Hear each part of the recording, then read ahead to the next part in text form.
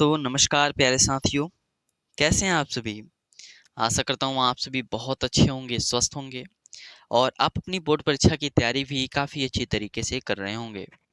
साथियों, आज हम लोग Bihar board class 12th English के चैप्टर फायर हीमैन, जिसके पोएट के.की.एन. दारूवाला जी हैं, पाठ के ऑब्जेक्टिव प्रश्नों की चर्चा करने वाले हैं। साथियों, हमने पिछले वीडियो में मैकाविटी द मिस्ट्री कैट, ठीक है, के चैप्टर के ऑब्जेक्टिव प्रश्नों का चर्चा कर लिया है। अगर आपने उन सभी वीडियो को, यानी कि पिछले जितने भी चैप्टर आपके हैं मैं फायर हीमन के पहले, अगर आपने उनका ऑब्जेक्टिव प्रश्न नहीं देखा है तो हमारे इसी वीडियो के डिस्क्रिप्शन में जा करके आप उन सभी वीडियो को देख सकते हैं। फिलहाल आज हम लोग फायर हीमन के चैप्टर के ऑब्जेक्टिव प्रश्नों की चर्चा करने वाले हैं। आपका पहला ऑब्जेक्टिव प्रश्न कि फायर हीमैन इज रिटेन या कंपोज्ड बाय, यानी कि फायर हीमैन जो चैप्टर है इसके लेखक यानी कि इसके राइटर कौन है और किसके द्वारा कंपोज्ड किया गया है? जॉन डन के द्वारा, वॉल्ट विटमैन के द्वारा, के.की.एन. दारूवाला जी के द्वारा या जॉन किट्स के द्वारा? तो फायर हीमैन के जो पोएट हैं वह के.की.एन. दारूवाला जी ही हैं, ठीक है। Option C is the right answer. अगला प्रश्न है कि K N. Daruwalla was born in, K K N. Daruwalla का जन्म कब हुआ था? 1923, 1937, 1947, 1967। बताइए, के.की.एन. दारूवाला जी का जन्म कब हुआ था? तो 1937 को के.की.एन. दारूवाला जी का जन्म हुआ था। Option B is the right answer. He received award in 1984।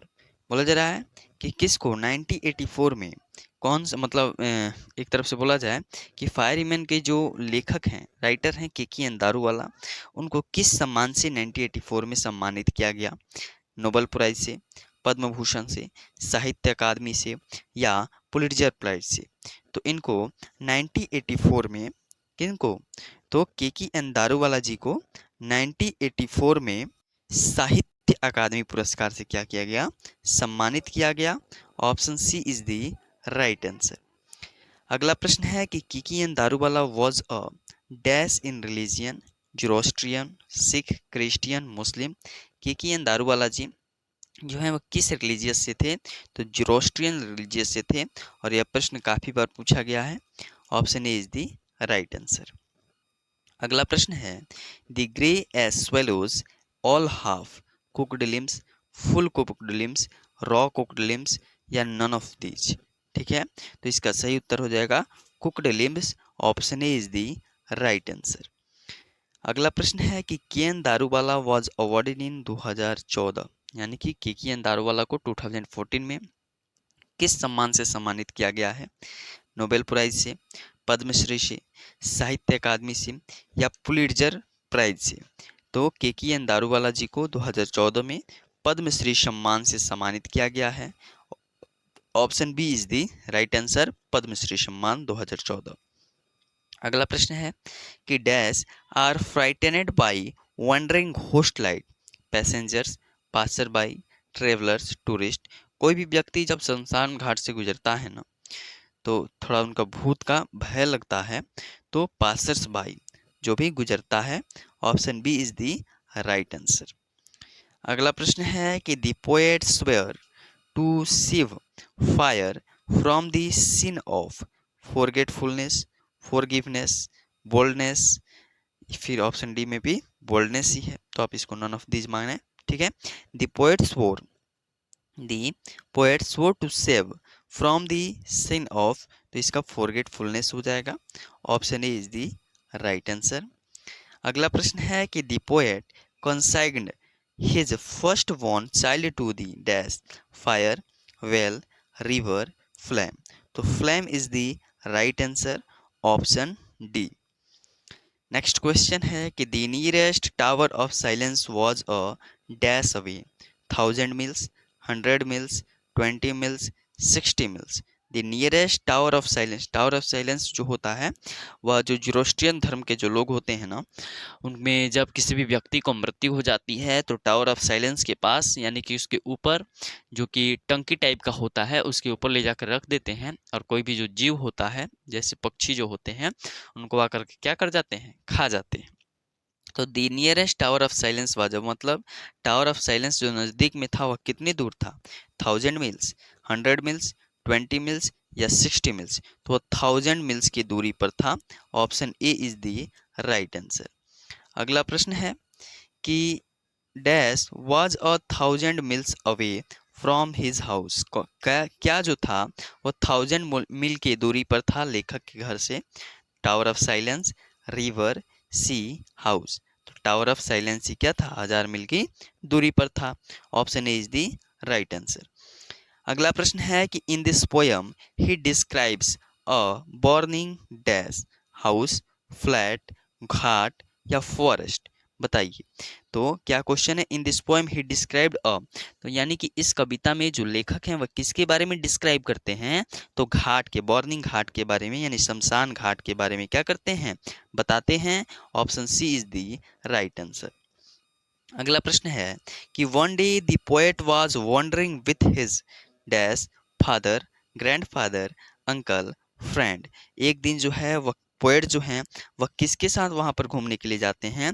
तो अपने फादर के साथ जाते हैं, अपने पिताजी के साथ जाते हैं। Option is the right answer. अगला प्रश्न है कि dash do not born the dead body. बोला जा रहा है कि किस धर्म के लोग जो हैं वह क्या करते हैं, डेड बॉडी को नहीं जलाते? तो जुरोस्ट्रियन धर्म के लोग। और यहाँ पे जुरोस्ट्रियन ऑप्शन नहीं है, तो जुरोस्ट्रियन को पारसी धर्म भी बोला जाता है। Option A is the right answer. ठीक है, चलिए अगला प्रश्न है कि के एन दारूवाला यानी K N Daruwalla was an dash poet. बताइए के एन दारूवाला कहाँ के कवि हैं, कहाँ के पोएट हैं? ऑप्शन ए है इंडियन एंग्लो, ऑप्शन बी है एनआरआई, ऑप्शन सी है ब्रिटिश या ऑप्शन डी है अमेरिकन? तो के एन दारूवाला जी है ना वह इंडियन एंग्लो पोएट हैं। Option A is the right answer. अगला प्रश्न है कि के एन दारूवाला यानी K N Daruwalla has written over dash dash books 12, 11, 13, 20। के एन दारूवाला ने कुल कितनी किताबें लिख दी हैं? तो उन्होंने लगभग में 12 किताबें लिखी हैं। Option A is the right answer. अगला प्रश्न है कि the grey ash that all swallows nibble caught through. तो इसका सही उत्तर हो जाएगा swallows. Option A is the right answer. अगला प्रश्न है कि the second time the speaker swore to save fire from the sin of forgetfulness, forgiveness, boldness या काइंडनेस? अगर यहाँ पे फर्स्ट टाइम रहता ना तो फॉरगेटफुलनेस को टिक करते, लेकिन सेकंड टाइम है तो यहाँ पे फॉरगिवनेस हो जाएगा। Option B is the right answer. इस पर आप लोग थोड़ा यहाँ पे देख लीजिएगा, अगर सेकंड टाइम रहे तो फॉरगिवनेस, अगर फर्स्ट टाइम रहे या कुछ भी ना रहे तो फॉरगेटफुलनेस। चलिए अगला प्रश्न है कि the embers losing their dash redness, cruel, kind, hot, soft? ठीक है, तो इसका सही उत्तर क्या हो जाएगा? प्रश्न है पहले कि the embers losing their dash redness. ठीक है, तो इसका सही उत्तर हो जाएगा क्रुएल, क्रूर। ठीक है, option A is the right answer. अगला प्रश्न है कि the poem describe the skin in fire human society, war, burning heart, violence? तो जो पोएम है ना इस सीन में फायर ह्यूमन में बॉर्निंग हार्ट के बारे में डिस्क्राइब करते हैं, बॉर्निंग हार्ट के बारे में ही बताते हैं। Option option C is the right answer, burning heart. ठीक है, अगला प्रश्न है कि the term Zoroastrian in fire human is stand for Hindu, Muslim, Parsi, Roman Catholic? ठीक है, तो जुरोस्ट्रियन यानी कि पारसी हो जाएगा। ठीक है, fire human is stand for Parsi. Option C is the right answer. अगला प्रश्न है कि the speaker in from fire human spears. ठीक है, ऑप्शन ए है वंस, ऑप्शन बी है ट्वाइस, ऑप्शन सी है थ्रीस या ऑप्शन डी है नन ऑफ दिस? ठीक है, तो इसका सही उत्तर हो जाएगा twice. Option B is the right answer. अगला प्रश्न है कि द स्पीकर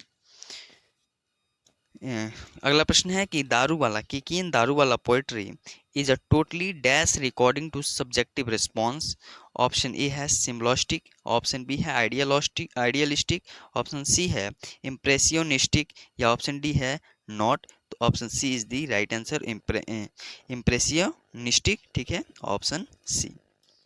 अगला प्रश्न है कि the term debauchery in fire human stand for?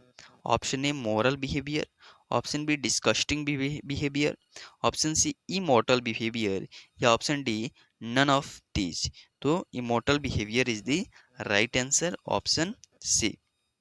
अगला प्रश्न है कि the dash forgets its dead because sometimes it leaves the dead body half burned, man, women, fire, ठीक है, नन ऑफ दिस। यानी कि जो आग होता है वह किसी बॉडी को क्या करता है, आधा ही जला पाता है। यहाँ पे हाफ बर्न्ड के बारे में बताया गया है, ठीक है। तो इसका ऑप्शन सी फायर जो होता है is the right answer, option C. अगला प्रश्न है कि the poet sees the red hot, option A है iron, option B embers, option C face, option D none of this. The poet sees the red hot embers को देखते हैं, ठीक है, option B is the right answer, ठीक है। चलिए अभी के लिए बस इतना ही, मिलते हैं अगले वीडियो में अगले चैप्टर के ऑब्जेक्टिव प्रश्नों के साथ। बहुत बहुत धन्यवाद।